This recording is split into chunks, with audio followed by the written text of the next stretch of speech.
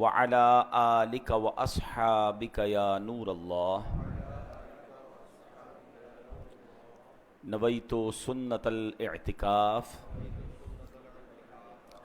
پیارے پیارے اسلامی بھائیوں، الحمدللہ عز وجل ایک بار پھر جمعے کے دن نماز جمعہ ادا کرنے اور نماز جمعہ سے پہلے کے بیان میں ہم سب موجود ہیں۔ رب کریم ہم سب کا جمع ہونا اپنی بارگاہ میں قبول فرمائے، آج کے دن کی برکتیں ہم سب کو نصیب فرمائے۔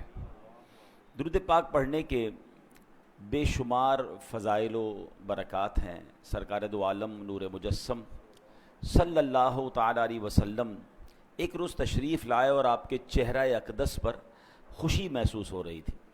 فرمایا میرے پاس جبریل امین علیہ السلام تشریف لائے، اللہ پاک کا پیغام دیا کہ اے محمد مصطفیٰ صلی اللہ تعالی علیہ وسلم، کیا آپ اس بات پر راضی ہیں کہ آپ کی امت میں سے کوئی آپ پر درود بھیجے تو میں اس پر 10 رحمتیں نازل کروں، اور آپ کا امتی آپ پر سلام پڑھے تو میں اس پر 10 بار سلام پڑھوں۔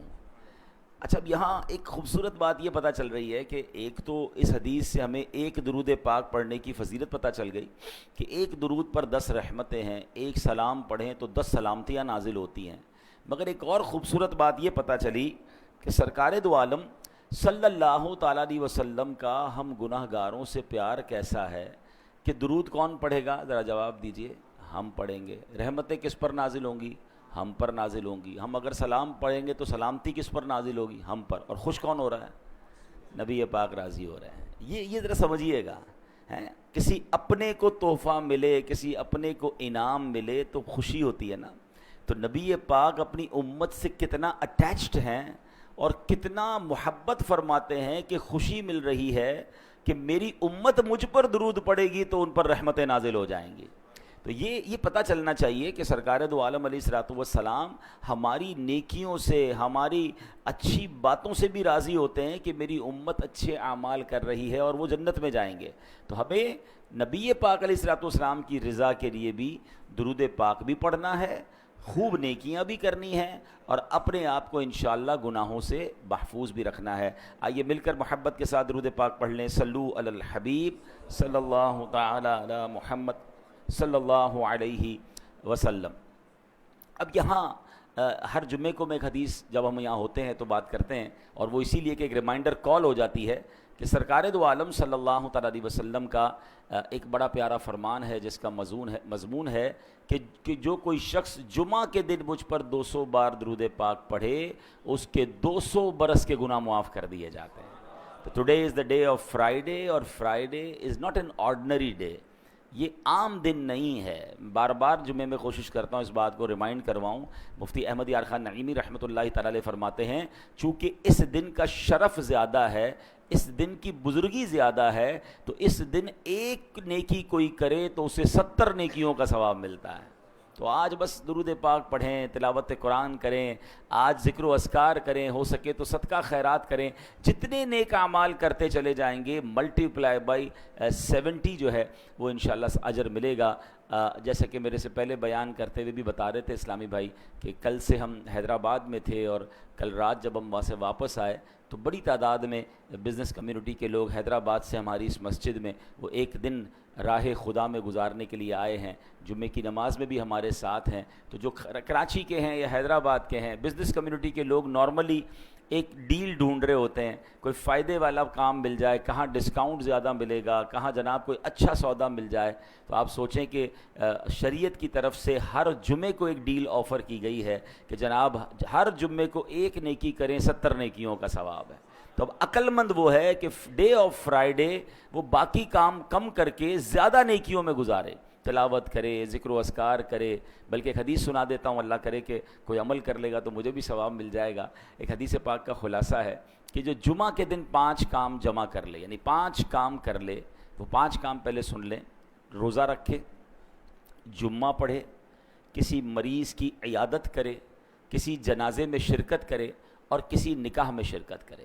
ایک دن میں یعنی جمعہ کے دن جو یہ 5 کام کر لے، نبی پاک فرماتے ہیں اس پر جنت واجب ہو جاتی ہے۔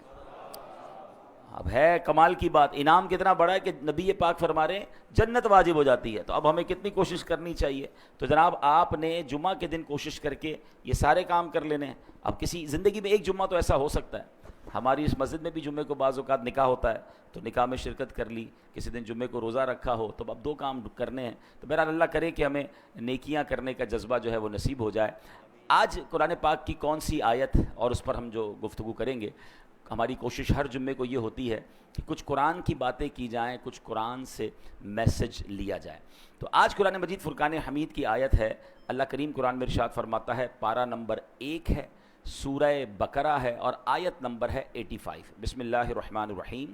افتؤمنون ببعض الکتاب وتکفرون ببعض فما جزاء من يفعل ذلك منكم الا خزي في الحياة الدنيا وَيَوْمَ الْقِيَامَةِ يُرَدُّونَ إِلَىٰ أَشَدِّ الْعَذَابِ وَمَا اللَّهُ بِغَافِلٍ عَمَّا تَعْمَلُونَ. آسان ترجمہ قرآن کنز العرفان. تو کیا تم اللہ کے بعض احکامات کو مانتے ہو اور بعض سے انکار کرتے ہو؟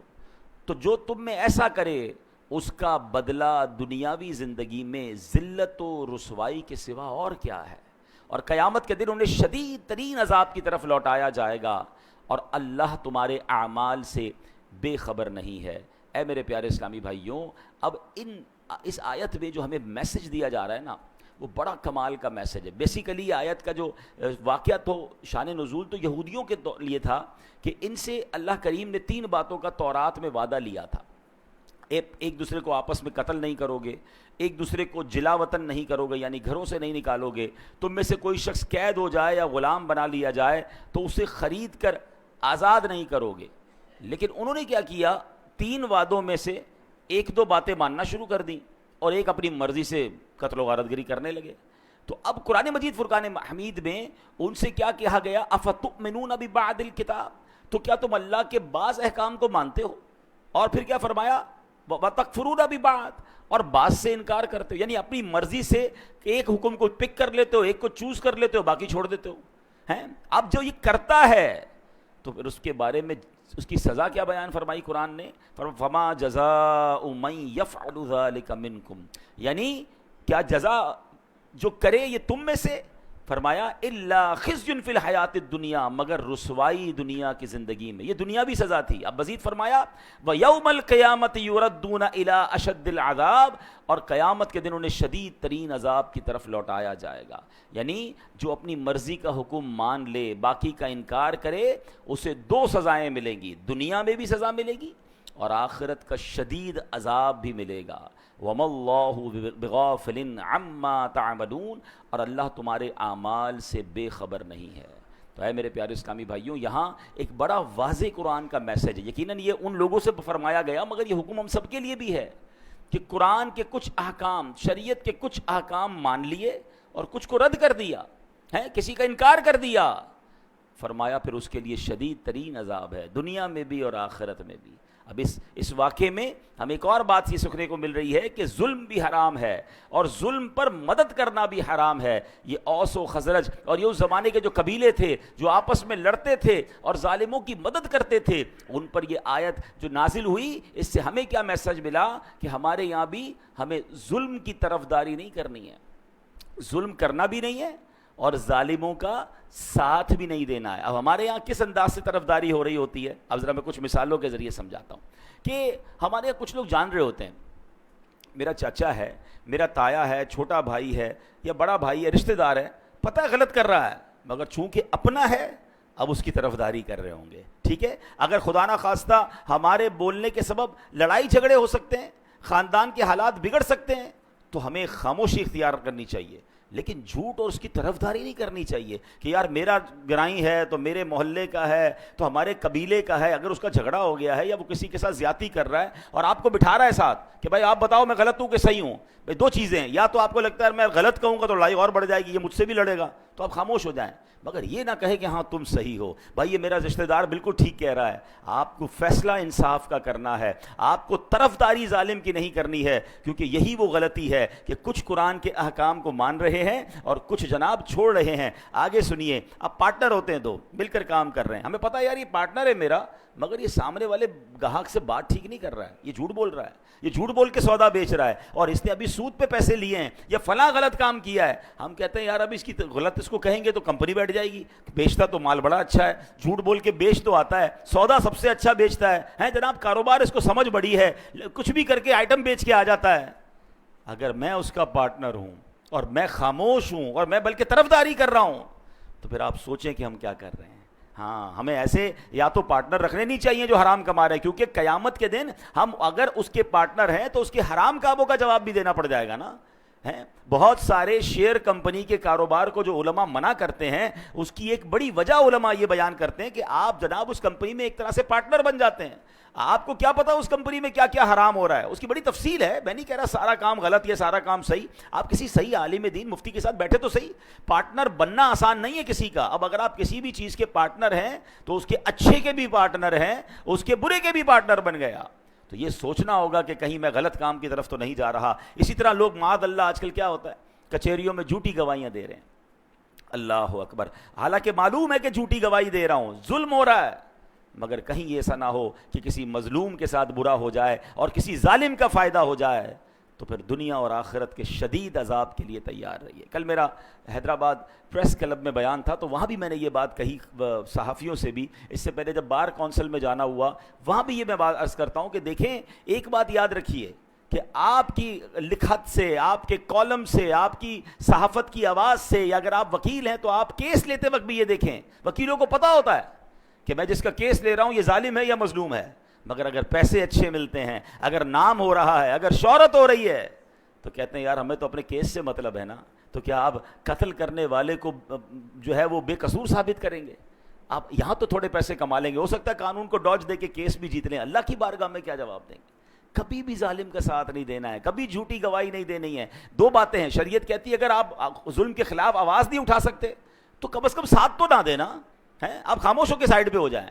لیکن یہ ہونا ضروری. اور جو ماشاءاللہ کہتے ہیں نا حسینی قافلے کے سپاہی ہوتے ہیں، وہ تو ظلم کے خلاف کھڑے ہو جاتے ہیں، اور پھر کھڑے ہوتے ہیں، نقصان ہوتا ہے تو وہ نقصان سے ڈرتے نہیں، کیونکہ امام حسین رضی اللہ تعالیٰ عنہ نے ہمیں سکھا دیا ہے کہ قتل حسین اصل میں مرگ یزید ہے، اسلام زندہ ہوتا ہے ہر کربلا کے بعد. بہرحال میرے پیارے اسلامی بھائیوں، ہم نے یہ بات سمجھنی ہے. اب آج کل ہمارے معاشرے میں ایک اور بڑا فتنہ آیا ہے، اور وہ کیا ہے؟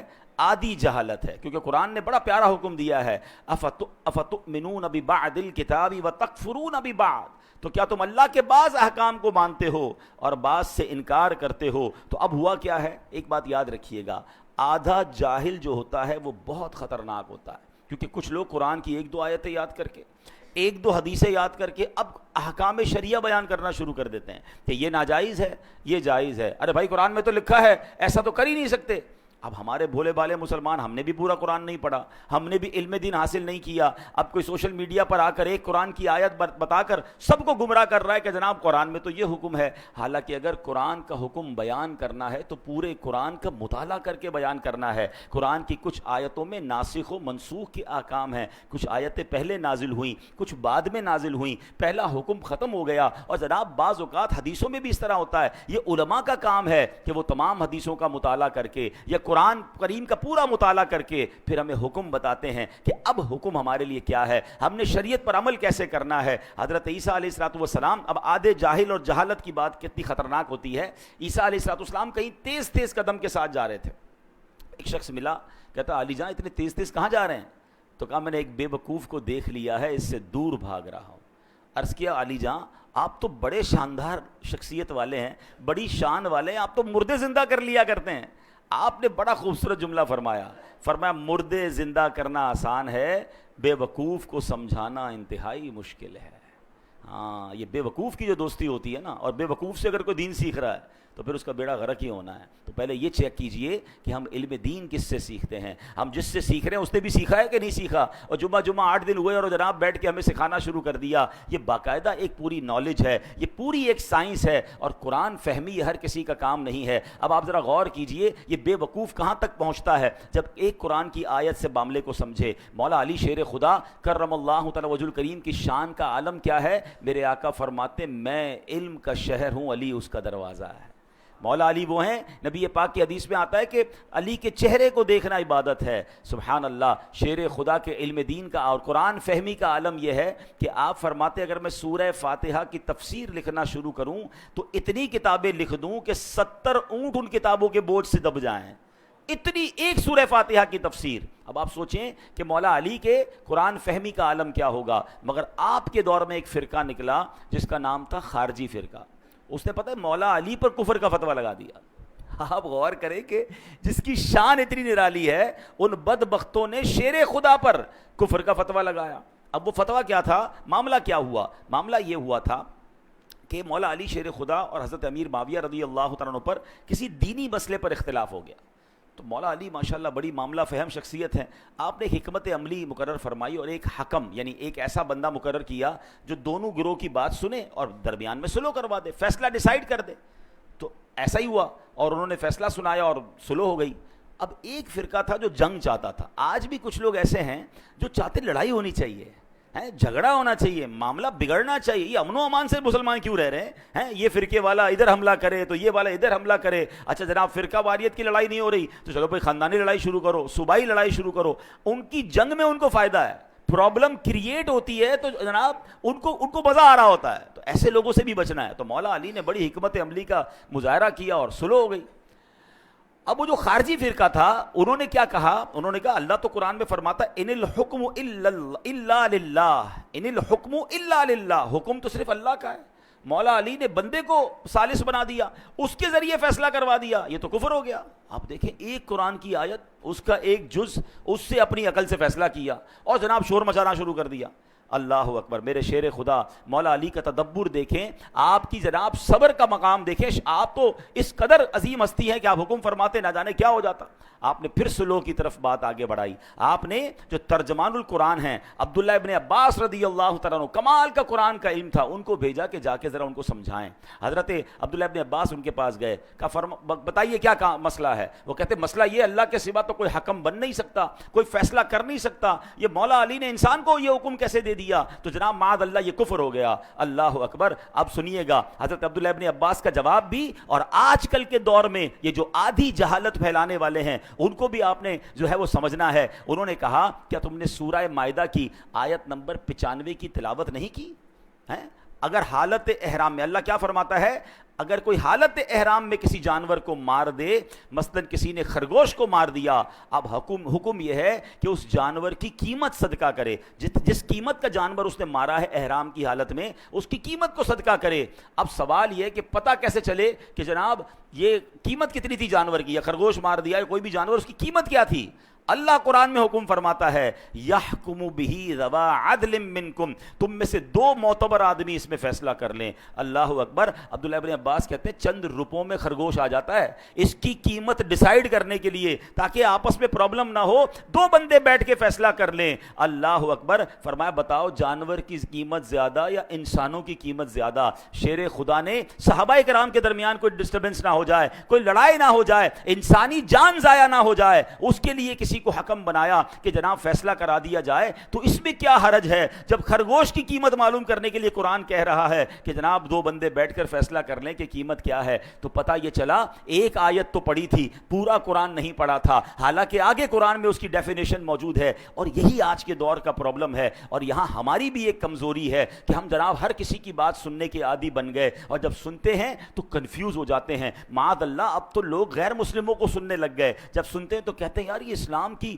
جو حقانیت ہے اس پہ کچھ کنفیوژن ہے. ہمیں آ کے لوگ سوال کر رہے ہوتے ہیں اللہ تبارک و تعالیٰ ایک ہے, اس کی دلیل کیا ہے؟ اچھا اللہ ہے, اس کی دلائل بتائیے. اللہ اکبر, کیا آج ہمارے دین اور ایمان میں اتنی کمزوری آ گئی کہ جب جس کی جو مرضی ہو کوئی ایک بات کر دے اور ہم کنفیوز ہو جائیں؟ پھر اپنے عقائد پر, اپنے معمولات اہل سنت پر ہم کنفیوز کیوں ہوتے ہیں؟ کیونکہ ہمارے پاس بھی علم نہیں ہے. شیطان کو موقع ملتا ہے وہ ہمیں ڈسٹرب کرتا ہے. تو خدا را سب سے پہلے یہ ذہن بنا لیجئے کہ ہم نے دین کس سے سننا ہے, دین کس سے سیکھنا ہے. بڑے سمجھدار لوگ بیٹھے ہیں. میں اگر آپ سے سوال کروں کہ جناب آپ نے اپنا گھر بنانا ہے تو گھر کس سے بنائیں گے, تو آپ کہیں گے بلڈر سے بنائیں گے. تو میں کہوں یار آپ نے کپڑے بڑے اچھے پہنے, لگتا ہے درزی بھی بڑا اچھا ہے, اسی سے گھر بھی بنا لیجئے. کپڑے بڑے اچھے سیتا ہے, آپ کا گھر بھی اچھا بنا دے گا. آپ کہیں گے جناب درزی کا کام تو کپڑے سینا ہے. مولانا صاحب آپ کی لگتا ہے طبیعت ٹھیک نہیں ہے, درزی کپڑے سیتا ہے, بلڈر جو ہے وہ گھر بناتا ہے. اچھا جناب, پھر اس کے بعد آپ کو جناب ڈاکٹر کی ضرورت پڑی, طبیعت خراب ہوئی, تو اب میں آپ کو کہوں کہ آپ ایسا کیجئے کہ آپ چپل بڑے اچھے سلوا کے لائے تھے, اسی بندے سے آپ اپنی دوائی بھی لے لیجئے. آپ کہیں گے لگتا ہے آج آپ نے دوائی نہیں پی ہے کہ جناب چپل سینے والا جو ہے وہ ہمیں دوائی کیسے دے گا. تو کمال ہے کہ دنیا کی ہر فیلڈ میں آپ اپنے لیے اس فیلڈ کا ایکسپرٹ تلاش کرتے ہیں. موچی سے جوتے سلواتے ہیں, درزی سے کپڑے سلواتے ہیں, ڈاکٹر سے دوائی لیتے ہیں, بلڈر سے گھر بناتے ہیں, ان کو آپس میں مکس اینڈ میچ نہیں کرتے. تو اب بتائیے نا دین کس سے سیکھنا چاہیے, شریعت کس سے معلوم کرنی چاہیے؟ کیا ہر اس شخص کو یہ حق حاصل ہے؟ میرا دین اتنا مظلوم ہے. اچھا اب ایک اور فینومینا لوگ لے کر آئے کہ جناب انٹرنیٹ پر تو ساری چیزیں موجود ہیں, اب تو اے آئی کا زمانہ ہے, سوال کیجئے جواب مل جاتا ہے. قرآن پاک پڑھنے کی اور جناب اس کی اتنی بڑی بڑی تفسیریں پڑھنے کی ضرورت کیا ہے؟ اور جناب پڑھنا بھی ہے تو کسی عالم کی ضرورت کیا ہے, کسی مفتی کی ضرورت کیا ہے, کسی ایکسپرٹ کی ضرورت کیا ہے؟ قرآن موجود ہے, تفسیریں موجود ہیں, ہم خود ہی مسئلہ نکال لیں گے, ہمیں علماء کی حاجت نہیں ہے. چلے تھوڑی دیر کے لیے آپ کی بات مان لیتے ہیں کہ جناب کتاب سے پراپر علم مل جاتا ہے. ٹھیک ہے, کتاب میں سب چیزیں موجود ہیں. چلے اب میں آپ ہی کی بات آپ کی طرف دوبارہ بڑھاتا ہوں. اللہ نہ کرے آپ میں سے کسی کو کوئی پرابلم ہو جائے یا آپ کے گھر میں کسی کا آپریشن ریکوائرڈ ہو, تو جناب آپ بھی کتاب اٹھائیے کہ ٹانگ کا آپریشن کیسے ہوگا. بلکہ اب صرف کتاب نہیں ہے, یوٹیوب پر تو ٹیوٹوریل موجود ہے نا, ویڈیو بھی موجود ہے کہ یہ والا آپریشن کیسے ہوگا. تھوڑا مزید سوال اے آئی سے کر لیجئے کہ کون سا چاقو استعمال کروں, کون سی چھری استعمال کروں, پہلا کٹ کدھر لگاؤں. 2-4 دوست جمع ہو جائیں اور ٹانگ کا آپریشن گھر میں کر لیجئے, 2-4 لاکھ روپے بھی بچ جائیں گے. آپ کہیں گے یار کیا ہو گیا آپ کو؟ بھائی جان کا معاملہ ہے, کسی ایکسپرٹ سے کروانا پڑے گا. کتابوں میں ضرور لکھا ہے لیکن ٹانگ ضائع ہو جائے گی. دل کا آپریشن ہم نہیں کر سکتے, حالانکہ اس کا پورا طریقہ انٹرنیٹ پر موجود ہے. آپ کہیں نہیں, اس کے لیے برسوں کا ایکسپرٹ چاہیے. بلکہ آپریشن تو اس سے کروائیں گے جس کا آپریشن کرنے کا تجربہ بھی ہو اور اس کا آپریشن کامیاب بھی ہوتا ہو. 4 دوستوں سے بھی پوچھیں گے, 3 رائے لیں گے. ایک رائے پر بھی لوگ آپریشن نہیں کراتے. کرنا بھی یہ چاہیے کہ 3 طرف سے رائے لے کر پھر آپریشن کی طرف جانا چاہیے. آپ کہیں گے جان کا معاملہ ہے, جسم کا معاملہ ہے, باڈی خراب ہو سکتی ہے. سبحان اللہ, آپ نے میرا ہی جواب دے دیا حضرت. اب میرا ثواب سن لیجئے. مجھے ایک بات بتا دیجئے, کسی کی ٹانگ زیادہ قیمتی ہے یا اس کا ایمان زیادہ قیمتی ہے؟ میرے ایمان پر جس کی جو مرضی آئے چھری کانٹے لے کر آ جائے کہ میں تمہارا ایمان کا معاملہ ٹھیک کرتا ہوں, تمہارا دین میں تمہیں سمجھاتا ہوں, آپ پڑھ لینا, آپ ہی خود ہی قرآن سے اور تفسیر سے پڑھ لیں. آپ کہیں گے نہیں جناب, باقی دنیا کے معاملات میں جب ایکسپرٹ ریکوائرڈ ہے تو مجھے قرآن کے علم کے لیے بھی فہم القرآن والا مفتی اور عالم ریکوائرڈ ہے. برسوں جس نے پڑھا ہو, جس کی جناب تفسیر پر نظر ہو, جس کی عقائد مضبوط ہوں. ارے وہ خود اگر سچا نہیں ہے تو مجھے کیا دین سکھائے گا؟ تو اے میرے پیارے اسلامی بھائیوں, اے بھولے بھالے مسلمانوں, خدا را اپنی زندگی کا یہ آپ ذہن بنائیے کہ سب سے قیمتی سرمایہ تو ایمان ہے. اور ایمان کے معاملات میں, دین کے معاملات میں میں نے کسی ایکسپرٹ سے, کسی صحیح العقیدہ مفتی سے اور عالم دین سے انشاءاللہ دین پڑھنا بھی ہے, سیکھنا بھی ہے اور آدھی جہالت سے بچنا ہے. جب آپ قرآن پورا پڑھتے ہیں, کبھی بھی کوئی ایک آیت سن کر, ایک حدیث سن کر کنفیوز نہ ہو جایا کریں. کسی عالم دین سے رابطہ کریں, وہ آپ کو بتائے گا کہ یہ آیت کے بعد یہ بھی تو آیت موجود ہے, یہ حدیث کے بعد یہ بھی تو حدیث موجود ہے. اور وہ ان دونوں کو سامنے رکھ کے جب آپ کو جواب دیں گے تو آپ کا ایمان تازہ ہو جائے گا. اللہ کریم ہمیں شریعت کے احکام کو صحیح طریقے سے عمل کرنے کی توفیق عطا فرمائے. اب یہاں پر میں چلیں ایک آیت اس لیے بتا دیتا ہوں کہ اس میں ہمارا انشاءاللہ آج کا ایک موضوع بھی ہے, وہ بھی کور ہو جائے گا. کہ اب جناب قرآن کی ایک آیت بیان کرنے والے کرتے بھی ہیں, قل انما انا بشر مثلکم. ترجمہ کیا ہے؟ تم فرماؤ میں ظاہراً تمہاری طرح ایک بشر ہوں. اللہ نے اپنے حبیب کو کیا فرمایا کہ لوگوں سے کہہ دو میں تو تمہاری طرح کا ایک بندہ ہوں. اب کچھ جاہلوں نے, وہ آدھے جاہل ہے نا, کہ دیکھو نبی پاک خود کہہ رہے ہیں وہ ہماری طرح کے آدمی ہیں, ہیں، اور تم کہتے ہو جناب وہ نور ہیں اور وہ جناب بہت عظیم ہستی ہیں، خود فرما رہے میں تمہاری طرح کا ہوں. تو قرآن ادھورا پڑا.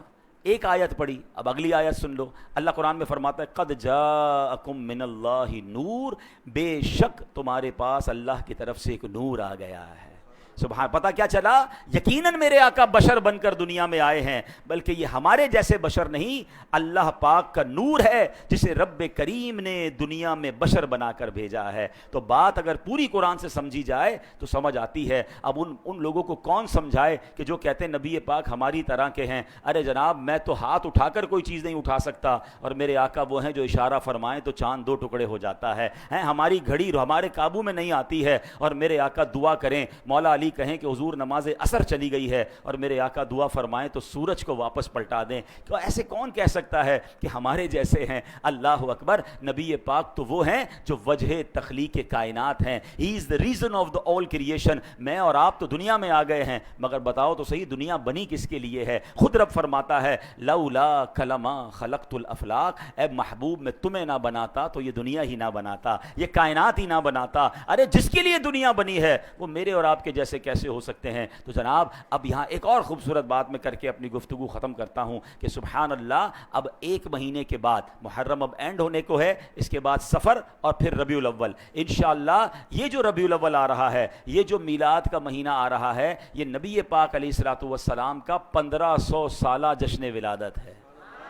ہاں، نبی پاک کا 1500 سالہ برتھ ڈے ہے. تو تمام دنیا کے عاشقان رسول نے اس بار دھوم دھام سے بڑے شاندار انداز سے میرے آقا کا یہ میلاد منانا ہے. Actually we are very fortunate to witness this 1500th birthday. اللہ کرے کہ ہم 12ویں تک زندہ رہیں. ہم وہ لوگ ہوں گے کہ جنہوں نے شاید اپنی زندگی میں، بلکہ یقیناً اپنی زندگی میں پہلی بار ہم یہ سیلیبریشن دیکھیں گے. ہمارے پہلے والوں نے بھی 1500 سال ہوتے نہیں دیکھے، ہمارے بعد والے بھی نہیں دیکھیں گے. اگر اللہ ہمیں یہ موقع نصیب کر رہا ہے تو اس کو بڑے شان کے ساتھ اپنے گھر سجانے ہیں، اپنے محلے کو سجانا ہے، اپنے اداروں میں پروگرام کیجئے. جس اچھے انداز سے اگر آپ کسی کمپنی میں ہیں تو 15% ڈسکاؤنٹ کیجئے، اور لکھیے اپنی ویب سائٹ اور سوشل میڈیا پر کہ اس لیے ہم یہ ڈسکاؤنٹ آفر کر رہے ہیں، یا اس لیے جناب ہم یہ فیور دے رہے ہیں کہ میرے آقا علیہ الصلوۃ والسلام کا، جناب خاتم النبیین کا 1500 سالہ یوم ولادت آ رہا ہے. تو اس شاندار انداز سے جو اس میں آپ بہتری کے کام کر سکتے ہیں، حرام اور ناجائز کام سے خوشی نہیں منائی جاتی، جائز طریقوں سے انشاءاللہ ہم اس پر کام کریں گے. انشاءاللہ جمعے کے بیانات میں آگے جا کے انشاءاللہ نیت ہے میں آپ کو کچھ آئیڈیاز بھی بتاؤں گا کہ آپ کون کون سے کام کیجئے کہ اس سے پوری دنیا میں میسج جائے. دعوت اسلامی کی طرف سے انشاءاللہ فاؤنڈر آف دعوت اسلامی مولانا ریاض قادری صاحب کی طرف سے تمام مسلم ممالک کے سربراہان کو انشاءاللہ ہم خطوط لکھ رہے ہیں کہ آپ اپنے اپنے ممالک میں بھی اس بار 1500 سالہ جشن ولادت شاندار انداز میں منائیں. تو انشاءاللہ گھر بھی سجائیں اور اپنا آپ بھی سجائیں. اس بار ایسا یہ میلاد منائیں کہ 5 وقت کے نمازی بن جائیں. کوئی کہے ماشاءاللہ 5 وقت نماز پڑھنے لگ گئے ہیں، تو آپ جواب دیں کہ میرے آقا کا 1500 سالہ جشن ولادت آیا ہے، بس اب توبہ کر لی ہے، آج کے بعد 5 وقت نماز پڑھ کے میلاد مناؤں گا. تو جناب اپنے اندر بھی تبدیلی لائیں، سنتوں پر عمل کریں، گناہوں کو چھوڑ کر اپنے دل کو بھی اجالا کر کے ہم اس بار جشن ولادت منائیں. اللہ کریم ہم سب کو برکت نصیب فرمائے. ماشاءاللہ 2 اعلان ہیں. ہماری یہ مسجد آپ کے سامنے ہے اور برکتیں ہی برکتیں ہیں، پروگرامز بھی ہو رہے ہوتے ہیں اور 2 جمعے ہوتے ہیں ماشاءاللہ یہاں پر. تو مسجد کے لیے ایک نیو ساؤنڈ سسٹم ہمیں لگانا ہے. تو اس کے لیے کوئی عاشق رسول اپنے مرحومین کے ایصال ثواب کے لیے مسجد کمیٹی سے رابطہ فرما لیں. اذانیں ہوں گی، نمازیں ہوں گی، بیانات ہوتے رہیں گے، ہر ہی نیکی میں آپ کا حصہ مل جائے گا. تو اس کے لیے ہماری کمیٹی سے آپ رابطہ کر لیں جو اس میں کوئی اس کو ڈونیٹ کرنا چاہیں. اسی طرح آنے والی پیر عشاء کی نماز کے فوراً بعد 30 منٹ کے لیے تجوید و عربی گرامر کلاس ہوگی. تو جو اس علاقے کے رہنے والے ہیں 30 منٹس کے لیے عشاء کی نماز کے بعد بیٹھیں، عربی سیکھیں گے. تو لغت القرآن ہے، لغت الجنہ ہے، اور ہاں لغت الحبیب علیہ الصلوۃ والسلام بھی ہے. تو عربی سیکھنا بڑی برکت والی بات ہے. اللہ پاک عمل کی توفیق عطا فرمائے. آمین بجاہ النبی الامین صلی اللہ علیہ وسلم.